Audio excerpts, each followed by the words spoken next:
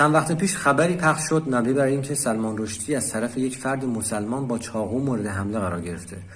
ابتدا گفتن که کشته شده، اما اندکی بعد خبر رسید که فقط از ناحیه چشم دچار جراحت و کوری شده.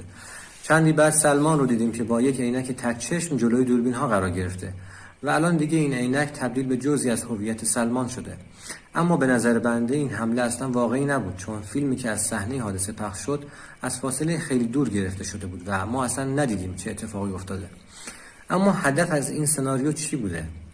خب اگه با اسطوره شناسی آشنایی داشته باشیم میدونیم که شیطان هم دقیقاً از ناحیه چشم راستش دچار کوری شد.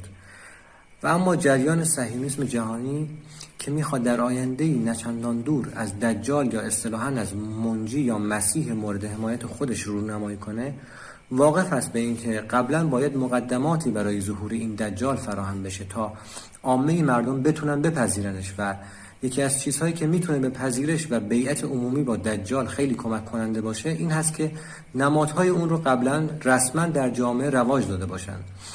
خب از طرفی هم سلمان رشدی رو خواه ناخواه به عنوان نویسنده میشناسن و نویسنده هم مظهر فرهنگ جامعه است. اصلا تمدن با کتابت و ابداع خط شروع شد.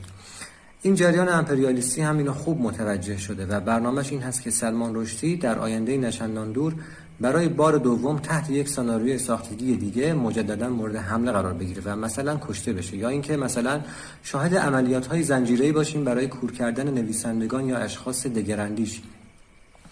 بعد همین جریان امپریالیستی بیاد یه تبلیغات وسیع را بندازه برای قهرمانسازی از سلمان رشدی و سایر قربانیان این سری عملیات‌ها و از همین طریق بتونن نماد تک چشم رو تبدیل کنن به سمبل رسمی آزادی، حقوق بشر و صلح جهانی. و اون دجالی که قرار اینها ازش رونمایی کنن هم دقیقاً با همین ادعا، یعنی با ادعای صلح و مصالحه قرار پا به عرصه بذاره. و حالا این رو در نظر داشته باشید که همونطور که ماسک جوکر یهویی به نشانه یک جنبش اجتماعی فراگیر شد و شیوع پیدا کرد، برای نماد تک چشم هم قرار همین سرنوشت رخ بده.